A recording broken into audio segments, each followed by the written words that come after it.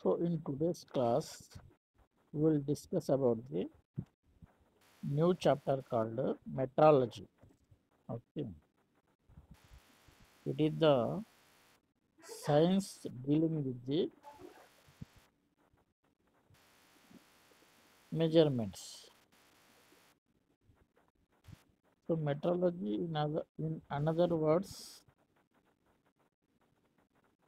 can be termed as is a science of measurements.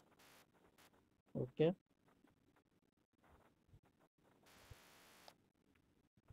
so measurements are of different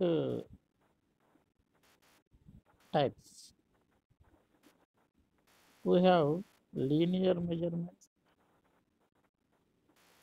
angular measurements, and surface measurements. Okay, so for measuring linear measurements, again in the linear measurements, we have line standards and end standards. Okay,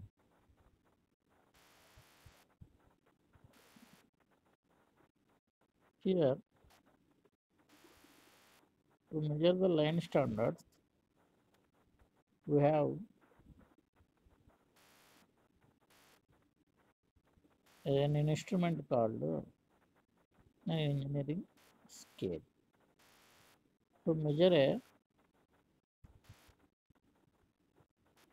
distance of 50 mm of a line,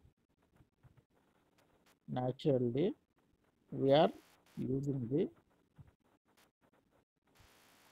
engineering scale that will come under line standard. So line standard is a part of the linear measurement. When it comes to end standards, we are having the another instruments like micrometer. If you want to measure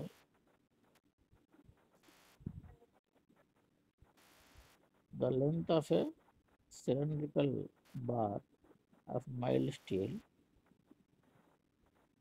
with a radius of 10 mm, you cannot use an ordinary scale or engineering scale, okay, to measure the end standard. Here, in another instrument will come into picture called micrometer. So this instrument enables to measure the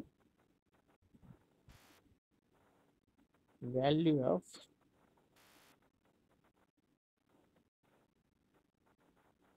this length of a cylindrical bar by holding the two ends of a cylindrical bar with the help of a micrometer. Okay, so in this way, end to end measurement will be taken place and the reading is recorded. The length of the mild steel bar is recorded. So this is the end standard. Okay, so in this way,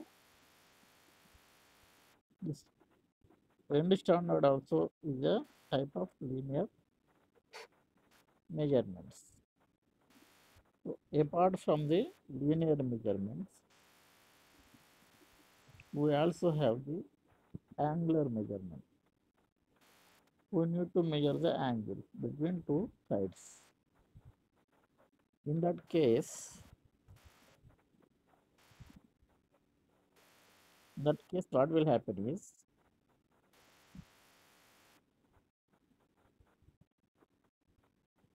to measure the angles between two sides,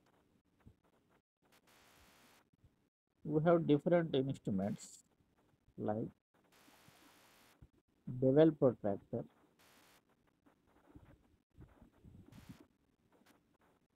which is used in day-to-day life and also in engineering field to draw the objects on a given drawing sheet. Okay, so bevel protractor is very well familiar with the students, so there is no need to explain much about this bevel protractor. So apart from this bevel protractor, to measure the angle of two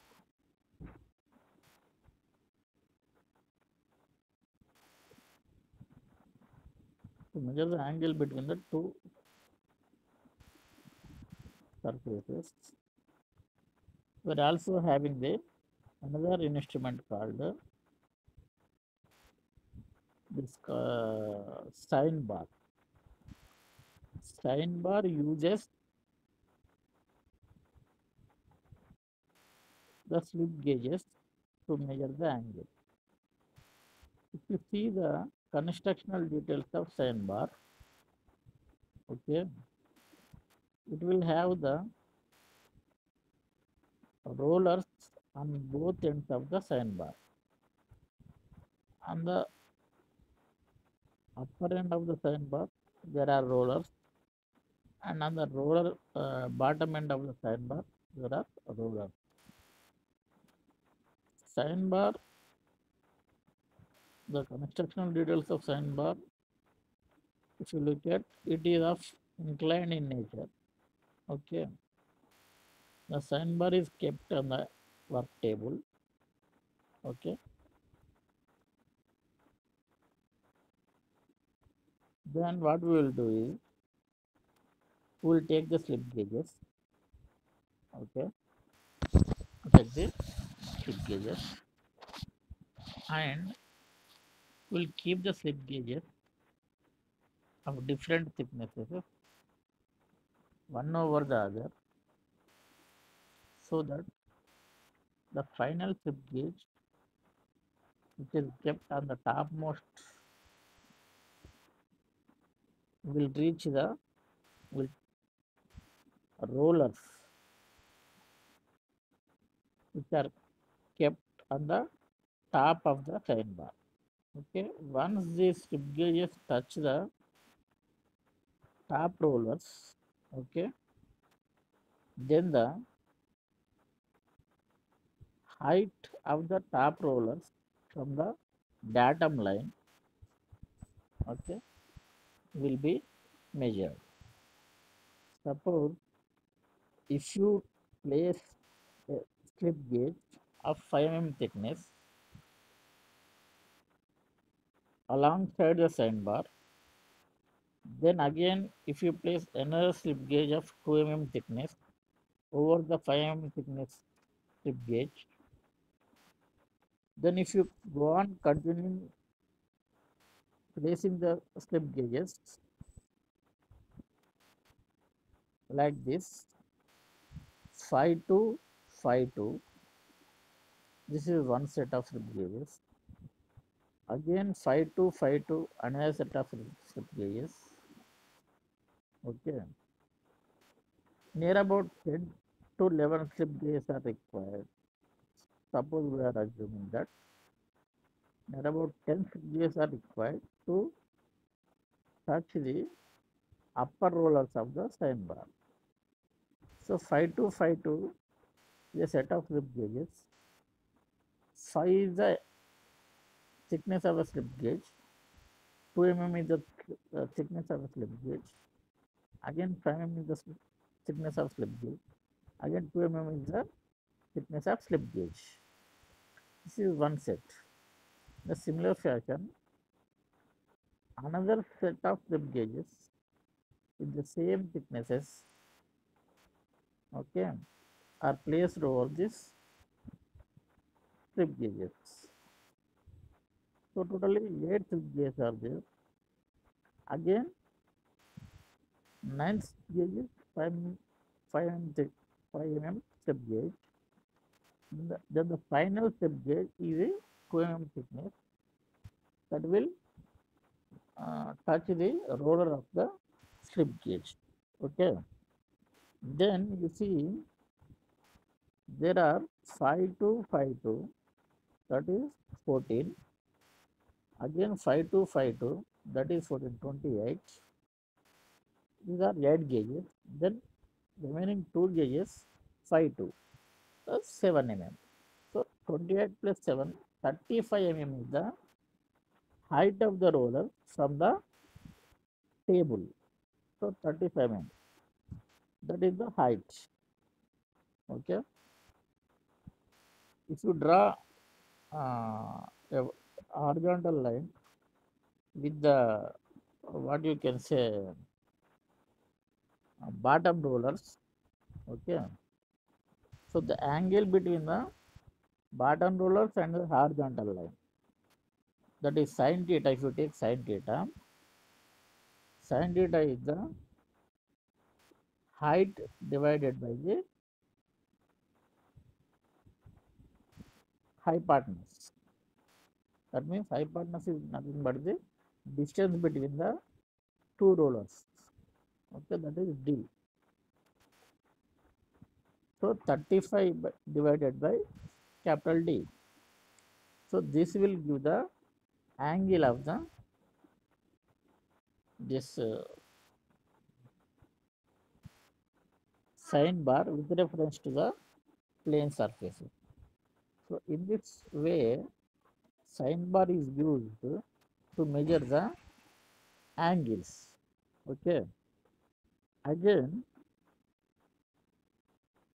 without the help of this sine bar, the slip gauges, sine bar will not measure the angles. Okay. Sine bar will take the help of slip gauges to measure the angle.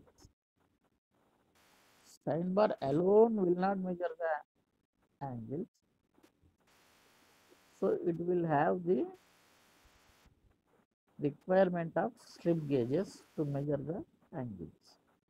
The point to note down is the point to know the point to note down here is slip gauges are needed for the sine bar to measure the angles. Okay. So in this way, slip gauge is widely used to measure the different angles. So this is about another instrument called sine bar to measure the angles. Okay. Then what we will see is we will switch over to another measuring instrument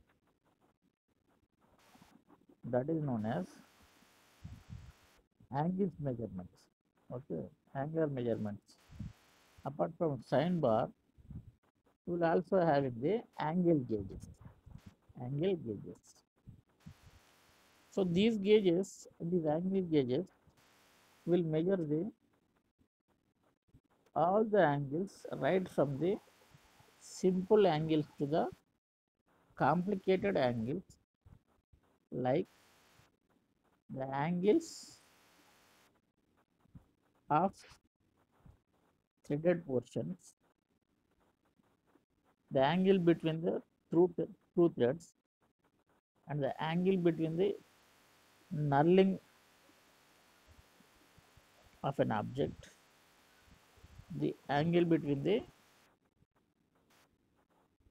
what you can say intricate shapes. So like this, slip gauges, the angle gauges are widely used. Special angle gauges are widely employed to measure the angles of specialized objects. Okay, so this is about the angular measurements. Then comes the surface measurement. So if you want to measure the surface roughness of a given object, okay, we have different instruments like optical flat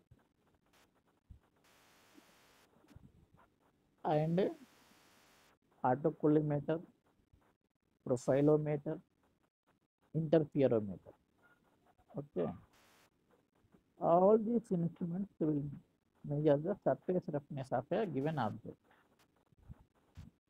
So first of all, we will discuss about the optical flat. Okay, optical flat will use the light source to measure the surface roughness of a given object. See, from the light source, light waves will travel through the object and they will be reflected back to the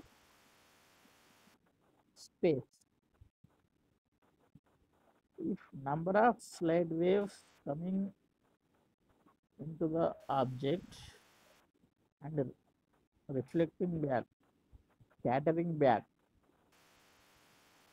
scattered with by making an angle with the workpiece to the space, what will happen? The interference of light waves will take place.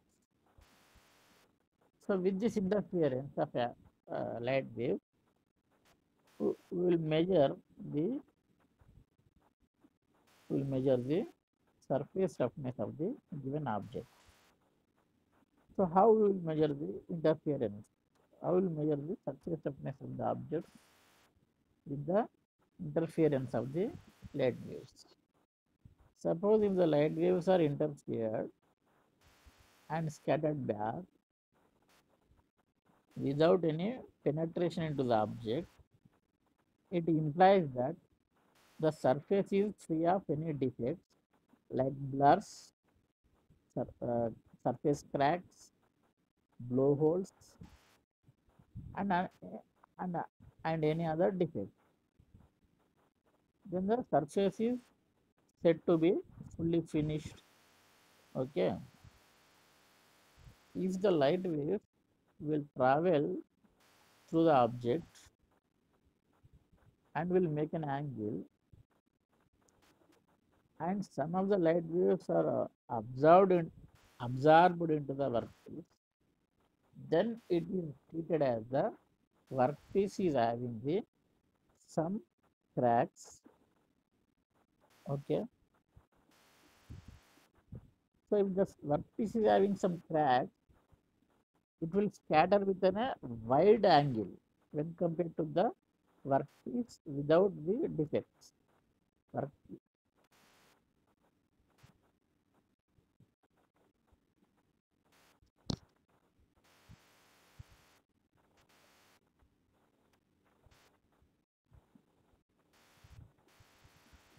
so what will happen when the workpiece doesn't have the workpiece doesn't have this type of any defects? Okay, there is no problem. If the workpiece have the defects, the light waves will scatter with an angle of uh, major amount of angle. With a major amount of angle, it will scatter back to the space.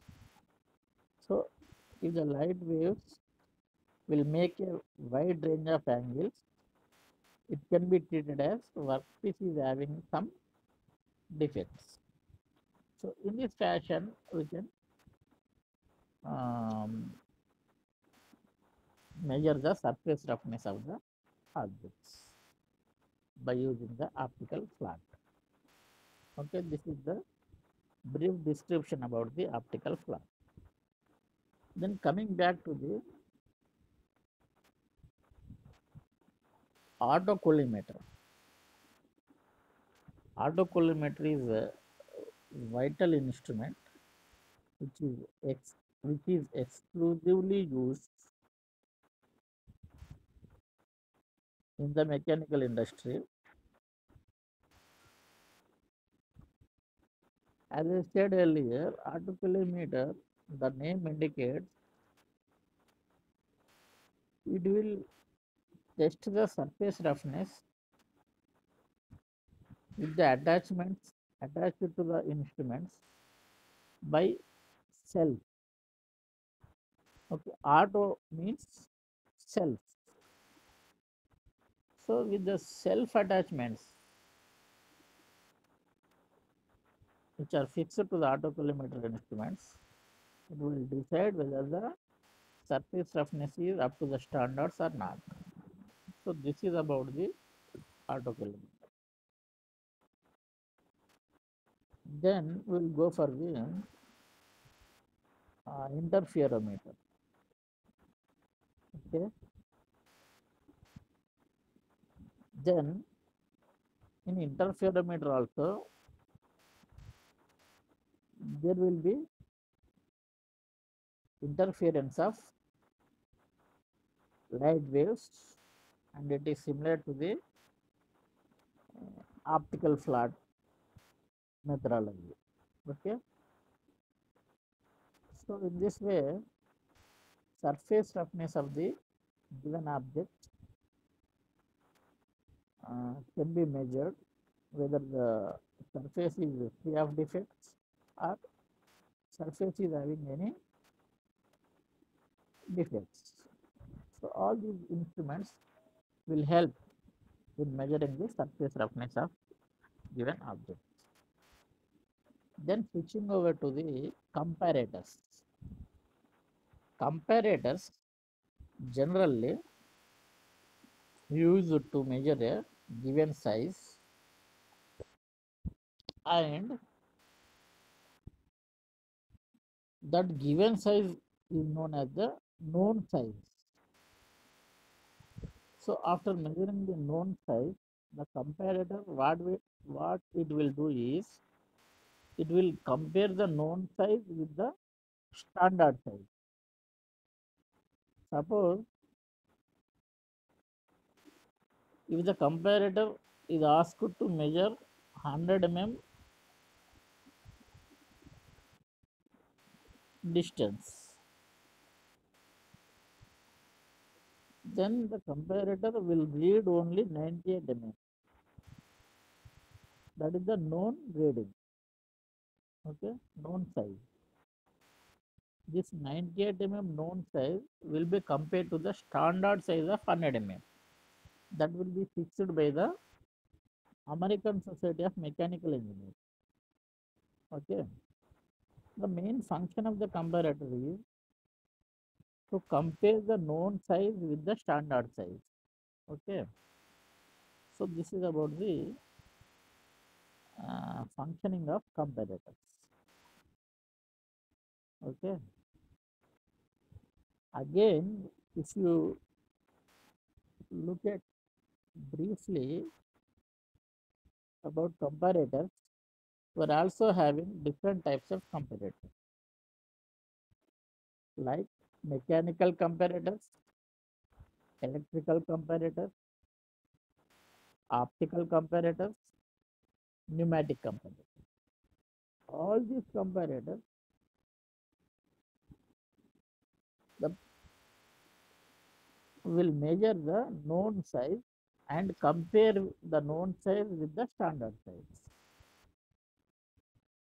But the constructional details of all these four comparators are different from each other. So if you take mechanical comparator, so it is of robust size. It requires huge amount of space for accommodating the mechanical comparator.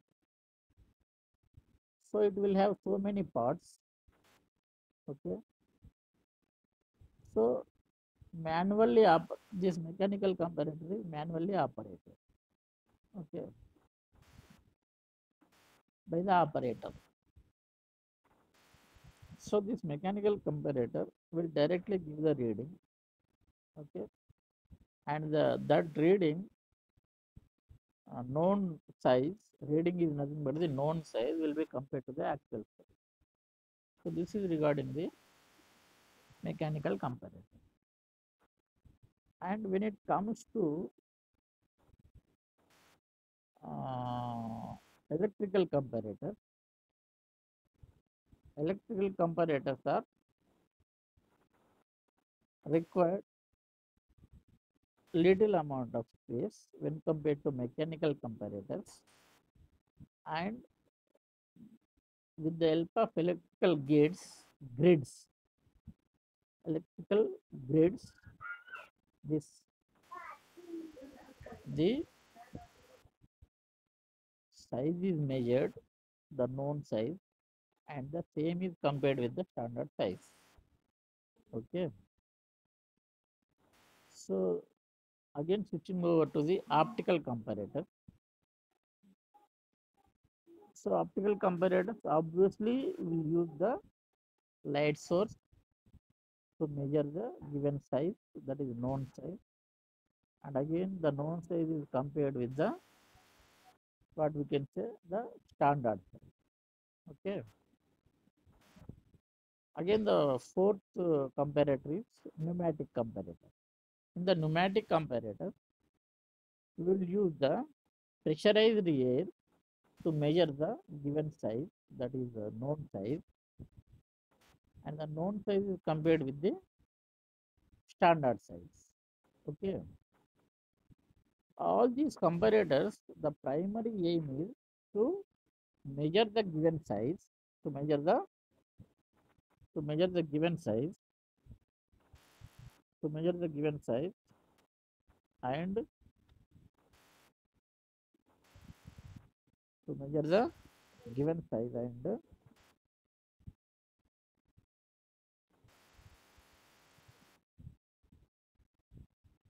to measure the given size and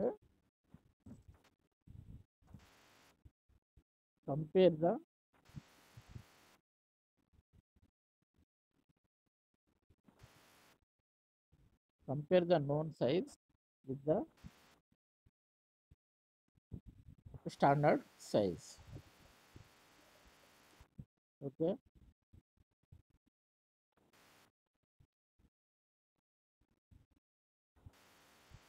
So this is about the, this is about the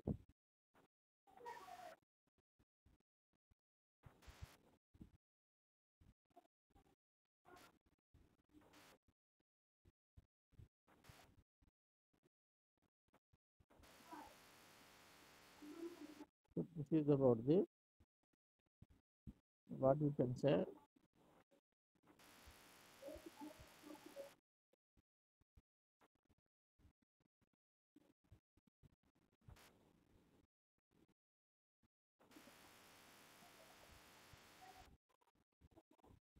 this is about the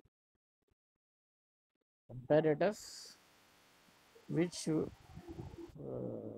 generally use the comparing the given size with the given size with the given size with the given size with the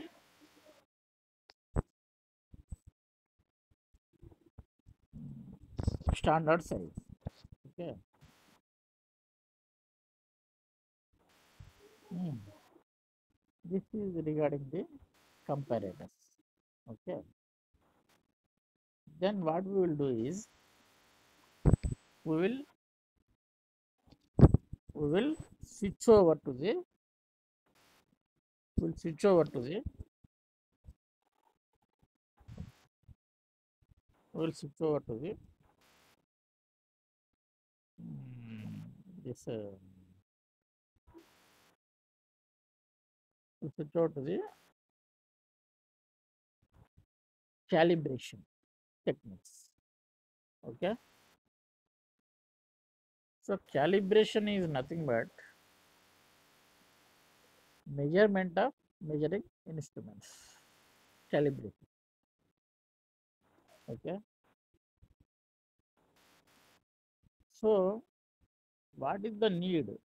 What is the need to go for the what is the need to go for the measurement of measuring instruments? So this is a question that will come across. Okay, this question may come across among your minds. Okay, then suppose imagine that if you are using an instrument continuously for 5 years, continuously for 5 years, then what will happen? What will happen? The wear and tear will take place. Okay. So due to this wear and tear, the instrument will lose its accuracy as well as its precision. Okay. So the instrument will not give the required. Okay. Then here, consider our calibrate, to calibrate measuring instrument. Okay. So calibration in the sense measurement of measuring instrument. Okay. This is regarding the calibration. We have found that we have so many measuring instruments. How will you calibrate all the? Okay, this is the main doubt you may come across. What we do is we have thousands of instruments. We have thousands of instruments. Okay, but we will not calibrate all the thousands of instruments. Suppose if 1,000 micrometers are there, it is treated as a one lot. Okay, so out of one lot of 1,000 micrometers or 1,000 optical slots, we will take only uh, optical slots or 5 micrometers for calibration. Okay, those optical slots are micrometers. Even after calibration, if they show the correct reading, then the lot of 1,000 micrometers or optical slots is tested okay, and they can be used in the practical measurement. Okay, so this is the way how we will calibrate all the measuring instruments. Okay, then here again comes a question: precision measuring instrument. Precision in the sense accuracy of measurement of a size of up to 0.0001 mm. So this much of deviation is only allowed while measuring the size with the instrument. So now expect that how accurate the measuring instrument should be. So in order to achieve that accuracy, we will go for the what we can say this calibration technique. Okay, so this is regarding the brief description about the calibration. Okay, so in today's class, I repeat what we have discussed is metrology is the science of measurements. Measurements are of different types: linear measurements, angular measurements, surface measurements. Again, in linear measurements, there are two types of measurements: line measurements, end measurements. For line measurements, we will use ordinary or engineering scale. End measurements. To measure the end measurements, we will use specialized instruments like micrometers. So, to measure the size of a cylindrical rod of 50 mm length, the steel rule will not be useful for this measurement. Then we will go for the micrometer.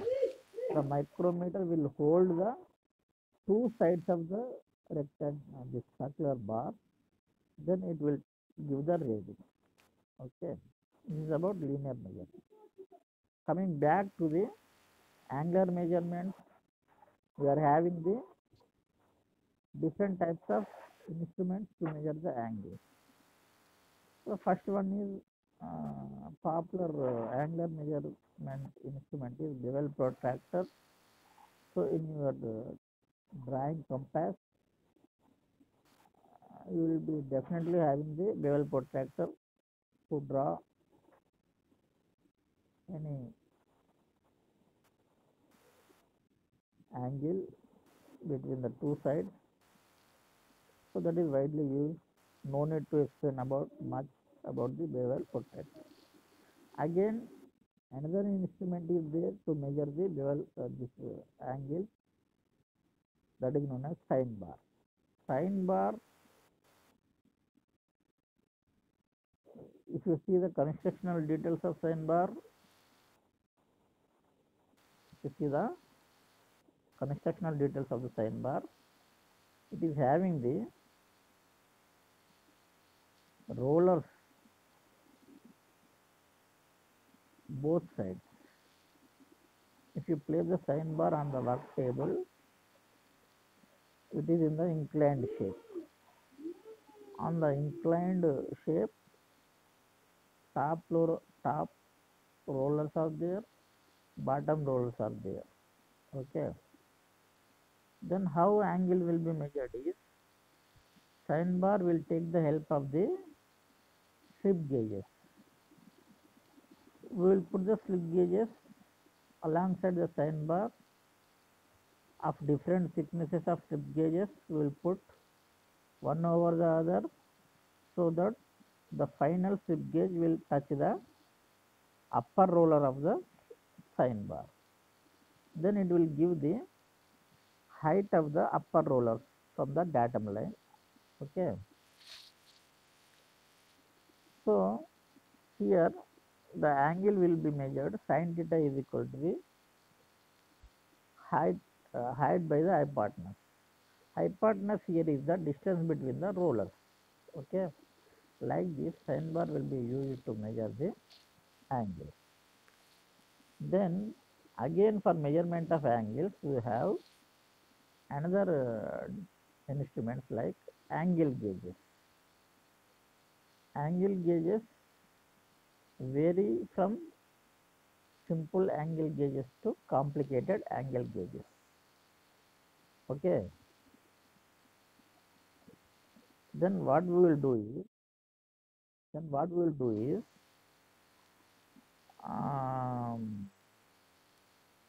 simple angle gauges obviously they will measure the simple angles, whereas complicated angle gauges they will measure the angle between the two threaded portions and nulling portions and other complicated angles. Okay, this is about the angle measurement. Again, we have studied, we discussed about the surface measurement. This surface roughness measurement. To measure the surface roughness, again we are having the, I am repeating from the beginning. So again, for measuring the surface roughness, we are having the different instruments called optical plot, interferometer, profilometer, and what we can say is this optical plot, profilometer, interferometer, and uh, another instrument is there. Four instruments are there to measure the surface roughness. Widely used instrument is optical plot. Optical plot uses the optical plot uses the light source. Okay, with the help of light source, what we will do is the light waves will travel and scatter back into the space. The many light waves, if they travel onto the object to be surface measured, then the interference of the light waves will take place. So with this interference of light wave, we can measure the surface roughness of a given object. How we will measure the surface roughness of a given object is, if the object is of no defect, then the scattering of the light wave will take place with a minimum angle. Okay, around 5 to 10 degrees angle. If there is any defect in the surface roughness, like cracks, blur, okay, then the light waves will scatter back with a wider angle of 30 mm, 35 mm. So this is the indication. With this indication, we can say that the given object is uh, having good surface finish or not. So in the similar fashion, all the surface measurement instruments are used to measure the surface roughness. Okay, then we will switch over to the comparator. Comparator is a measuring instrument to measure the given size, that is known as known size. After measuring the known size, it will compare with the standard size. Okay, that is the main function of the comparator. Suppose comparator will measure the 100 mm length and the reading will be shown as a 98 mm.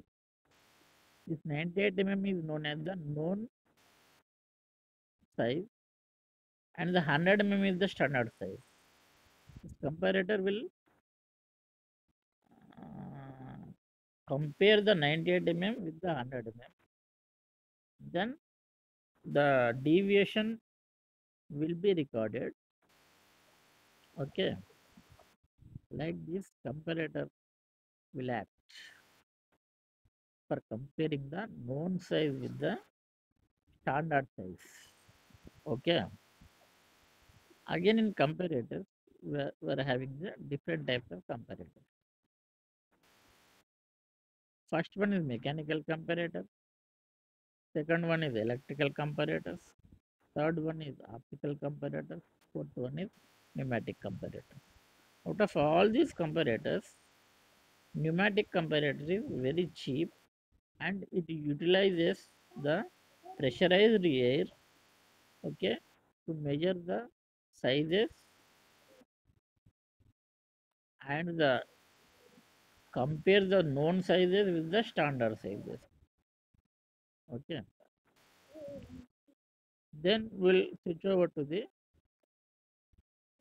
uh, important topic called the calibration. Calibration is a new term for you. Calibration is nothing but the measurement of measuring instruments. So, what is the need to measure the measuring instruments? Already we are having so many measuring instruments. Again, what is the need to go for the measurement of measuring instruments? Here comes the answer is, if you use the measuring instruments like micrometer, vernier calipers, or this, steel rule, or any other optical cloth, any other um, measuring instrument for continuously for 5 years, what will happen due to wear and tear? It will